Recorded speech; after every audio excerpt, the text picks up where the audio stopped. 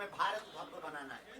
इसी विषय को लेकर हिंदुस्तान में रहने वाले लोगों को हिंदुस्तानी होने का गर्व हो, इस बात को पुष्ट करने के लिए इस देश का सबसे बड़ा जहर है जात पात, ऊंच नीच, भेदभाव। और गांव गांव में ये रूढ़िवादिता वाले 10-20 साल बाद एक ऐसा समय आएगा कि हम 90% से 80 के नीचे आ गए, और वो लोग मतलब इस्लाम धर्म के लोग अपनी जनसंख्या इतनी तेज से बढ़ा रहे हैं कि वो लोग 6% से 22% के ऊपर पहुंच गए। धीरे धीरे हम भारत में अल्पसंख्यक होंगे। लगभग 65 देश हैं इस्लामों के, 95 से ज्यादा देश हैं ईसाइयों के, पर पूरी दुनिया में एक भी ऐसा देश नहीं है जो हिंदुओं के लिए हो। सूरीनाम, कंबोडिया करके हमने विचार किया कि सब लोग हमसे मिल पाते हैं, पर हम बिछड़े और पिछड़े लोगों से नहीं मिल पाते हैं। इस देश में कोई भी लड़ाई होती है तो या तो ये ब्राह्मणों से होती है, या क्षत्रियों से होती है, या वैश्यों से होती है, या शुद्ध वर्ण से होती है। कोई भी हिंदुस्तानी नहीं, किसी ने कहा है कि भगवाधारियों को राजनीति नहीं करना चाहिए, सूट बूट वालों को करना चाहिए। क्या गजब के उल्लू हो आप भी। बलात्कारी कर सकते हैं, बलात्कारी कर सकते हैं, दुराचारी राजनीति कर सकते हैं, भगवाधारी नहीं कर सकते हैं।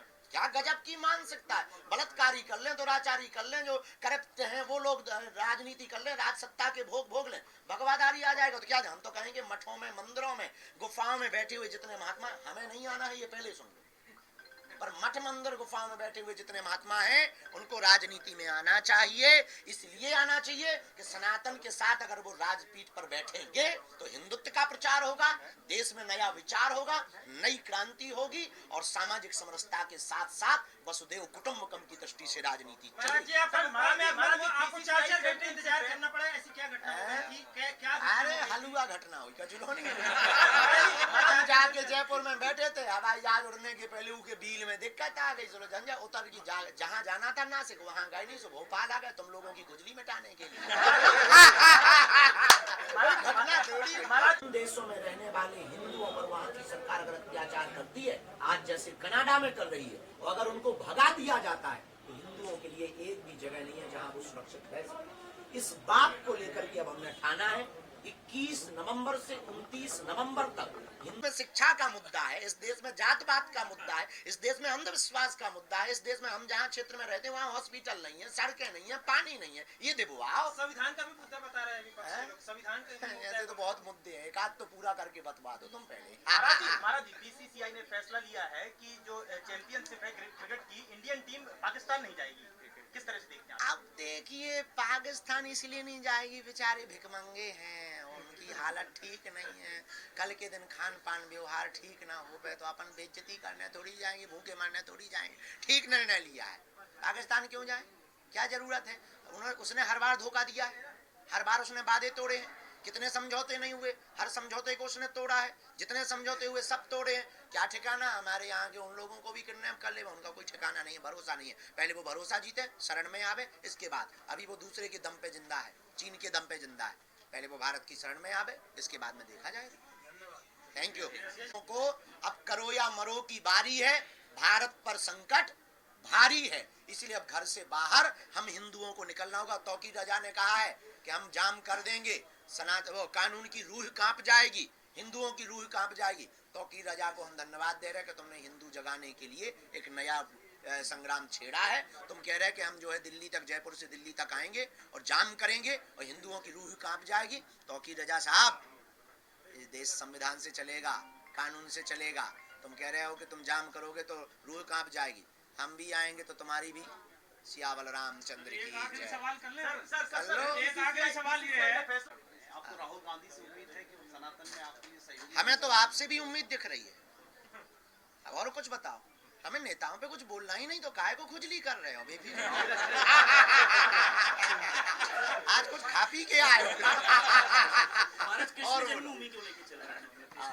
अभी पहले हिंदू तो हो जाए, इस देश में अभी कट्टर हिंदुओं की कमी है। इस देश में अभी तक ये नारा था कि हम लोगों को हिंदू बोलना है, हिंदू बोलने में डर लगता था। हमने एक नया विचार दिया है कि छेड़ोगे तो छोड़ेंगे, आप छेड़ोगे तो छोड़ा नहीं जाएगा। पहले हमें इस देश में कट्टर हिंदू बनाना है, कट्टर हिंदुस्तानी बनाना है, इसके बाद में जितने भी सनातनी हिंदू मंदिर है वो तो अपने हैं, ये ले लेंगे। और जजमेंट दिया जिसमें कहा कि आगे से नहीं होगा, घर जो है उम्मीदों का घर होता है, तोड़ना नहीं चाहिए। सारी चीजें कही, अब जो भी तोड़ेगा अधिकारी पर कार्रवाई होगी, इसे कैसे देखते हैं? क्योंकि दोषी हो या क्या लगता है अपराधियों के घर पे देखिए, बुलडोजर नहीं चलना चाहिए? अपराधी की कोई जात नहीं होती और अपराधी के कोई सपने नहीं होते। अपराधी के सपने सिर्फ अपराध होते हैं, वो अपराध होते हैं। तो उसके जितने भी सपने हैं उनको चकनाचूर किया जाना चाहिए। और सुप्रीम कोर्ट के जो आदेश है उसको हम खंडन नहीं कर सकते हैं, क्योंकि हमारे दादा परदादाओं ने इस देश के संविधान को स्वीकार किया है। देश संविधान से ही चलेगा। तो जो सुप्रीम कोर्ट का निर्देश है वो ठीक है, लेकिन एक बार हम फिर प्रार्थना करेंगे कि पुनर्विचार होना चाहिए। अपराधियों के कोई सपने नहीं होते, उनका एक ही सपना होता है अपराध करना। उनके वहाँ पे क्या काम, उनकी दुकानें या वो वहाँ बिल्कुल हमने कहा है, हमने ये कहा मेरे अंगने में तुम्हारा क्या काम भाई। मक्का मदीना में हमें नहीं बुलाया जाता। आप इतने ही उदारवादी गंगा जमुनी क्यों मक्का मदीना में हमारी दुकान लगवा दो, हम भी गरीब ही हैं भैया। आप इतने भारत में हिंदू गरीब हैं, आपकी मजारों के सामने हम लोगों की दुकानें नहीं लगती।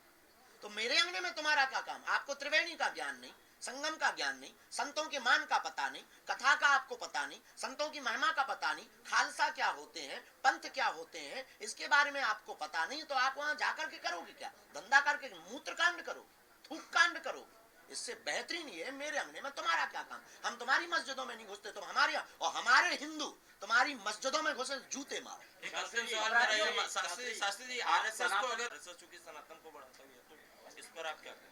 देखिए, अब बोल कौन रहा है ये बड़ा महत्वपूर्ण है। कांग्रेस के अब ये हम पॉलिटिकली इसीलिए हम आरएसएस को कहे। देखिए, कमेंट हम किसी राजनेता पे इसलिए नहीं करते क्योंकि हम एक पार्टी।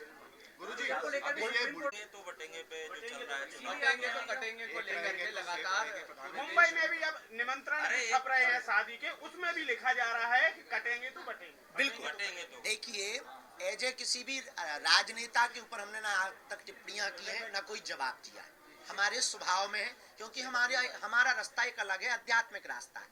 पर अगर वो एज ए मुख्यमंत्री, जो माननीय उत्तर प्रदेश के मुख्यमंत्री, अगर उन्होंने महात्मा होने के नाते ये नारा दिया, कट्टर हिंदू होने के नाते, बहुत अच्छा दिया।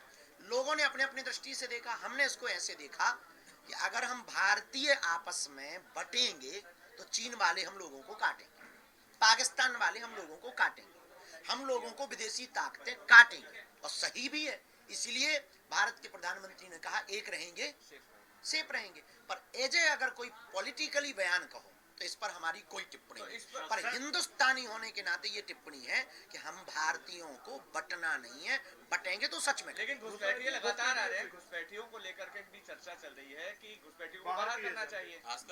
लेकिन झारखंड में सिलेंडर देने की बात हो रही है कि उन्हें सिलेंडर दिए जाएंगे। देखिए, एक सबसे बड़ी इस देश की दिक्कत है, इस देश में बहुत प्रायोजित तरीके से षड्यंत्र चल रहा।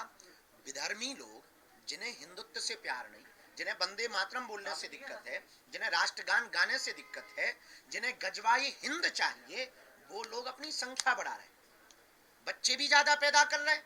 और विदेशों में उनके रहने वाले इष्ट मित्र, बांग्लादेश, अगल बगल रोहिंग्या, उनको बुला बुला करके भारतीय नागरिक बना करके वोट बैंक को बढ़ाकर अपनी सत्ता जमाना चाहते हैं। इसलिए भारत की सरकार को, हमको और आपको इसी वक्त जगना पड़ेगा कि हम विदेशी शरणार्थियों को, उन विधर्म देश विरोधियों को देश में पनाह नहीं देंगे। प्रयागराज में कुंभ होना है, ये चर्चा होने लगी है। जात पात की करो विदाई, हम सब हिंदू भाई भाई।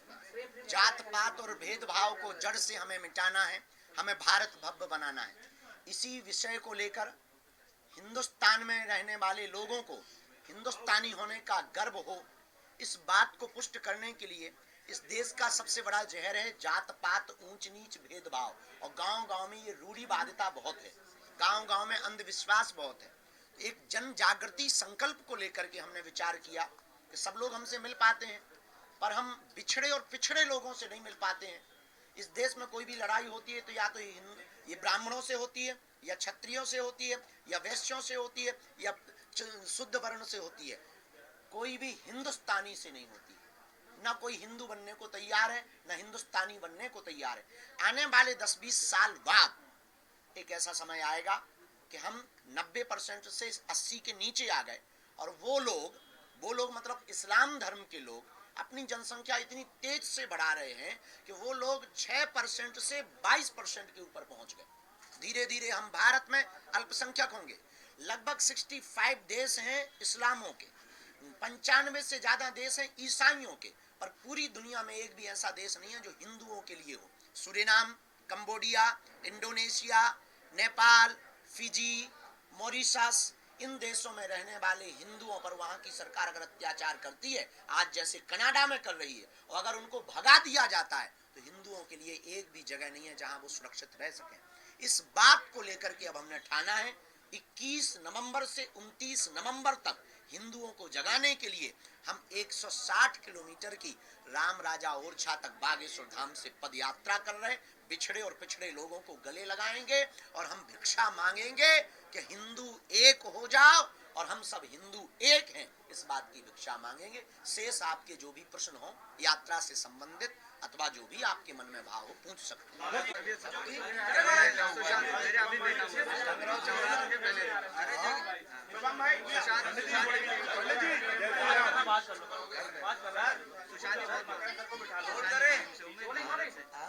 हमारे